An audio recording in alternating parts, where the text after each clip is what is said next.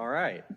We are now, on to item N3, Mr. Luke Smoot. So this is a discussion, and I'll tell you right now, not so completely possible action regarding the purchase of an online automated building permit inspection software program. This came up this morning at the review bid meeting. I heard so many fantastic comments this morning about the online permit program. They were very happy, let's just say. Except for one particular person who happens to be on Catalina, who just got their building permits and demoing the permit experience. It took him a year, and now he's hoping like, well, if I would have waited. Yeah. So no. Would have been a little quicker, perhaps.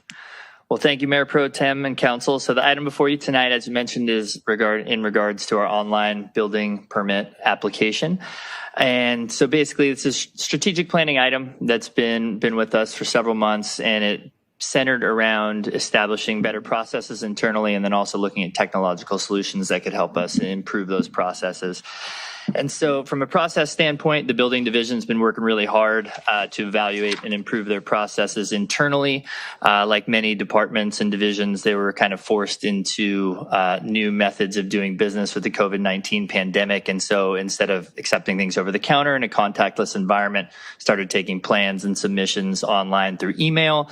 And we just really didn't have a software solution that could support that in real time. And so we were taking in emails, storing items in file folders, and staff would basically have to then input it into our Tyler Munis ERP system, which is what we use currently for building permitting. And so there was just a lot of duplicate data entry, time-consuming processes that just didn't really, they developed out of a need as opposed to them being the best way to do business. And so 9 months ago, we hired Lorena Souls as the chief building official, and in that time, she's really embraced the challenge that the building division faced. She's here this evening, and she's really worked to motivate and drive her staff to look at these processes, see how we can do things on a day-to-day basis better, but then also look at how we can improve them over time. And so with that, we basically started the process with Lorena and her team and some other group, or so the planning division and public works engineering established an internal working group to really start looking at what solutions were out there. We reached out to other jurisdictions, kind of looked at RFPs that were on the market to start evaluating what software solutions were out there. And we really found overall, a lot of building solutions are kind of baked into larger ERP solutions or things that kind of have their tentacles into a lot of different areas of city operations. And so while those products seem promising and the demos can be slick, a lot of times it really doesn't get to the core issues that we have in the building division. And especially with us, I mean, we've heard, feedback from the building community, and as you've echoed to us, we've all seen the emails of people just wanting the process to be better. And we just didn't feel that one of those bigger solutions that isn't building focused was going to be a great place to start. And so as we narrowed down our search, we started looking at firms that were perhaps a little smaller. We also, took a look at Tyler and their new EnerGov platform, which is sort of their modernized version of what we're on now. And so we really started working with those firms, hosted online demonstrations with them, and sort of through that process started whittling down who we wanted to recommend for selection on this process. And so through that early process, we came to CityTech Solutions, OpenGov, and then, like I said, Tyler EnerGov. And so from the demo process, got down to CityTech Solutions and OpenGov as the two folks that were, from a price point perspective, sustainable based on the funding that we had.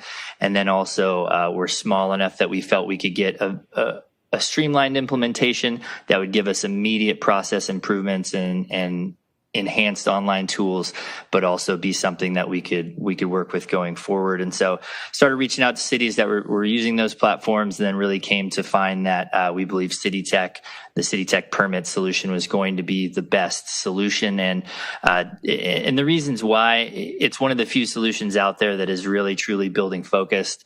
CityTech Solutions is part of Charles Abbott Associates, which is, serves as chief building officials in a lot of jurisdictions, handles a lot of inspections, solutions for different cities. And so there's really, it was an internal tool for them, for their clients that they offered as a value add, and then just found that it was kind of uniquely situated in the market to provide this building permitting and online plan check services to cities. And so we're recommending them for selection, and it really is a tool that's going to improve immediately once implemented. And that's how I sort of described our process of, file folders, duplicate data entry. This is something where either in person on a one of 3 kiosks that we're going to have at the counters, people can enter their submittal and talk to staff directly once they're queued up in that system, or they can submit online, and they'll be able to, have real-time tracking of where their permit submittal is, where it is in the plan check process.